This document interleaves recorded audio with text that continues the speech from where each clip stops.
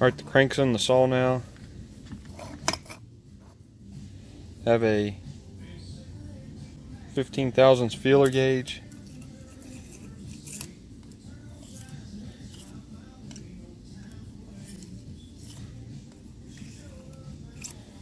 So there, you know the crank's centered now.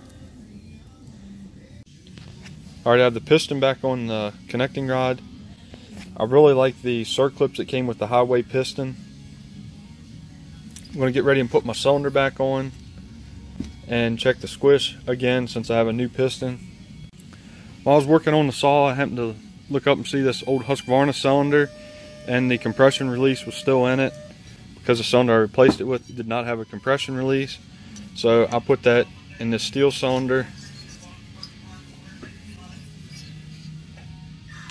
See, I have plenty of clearance there.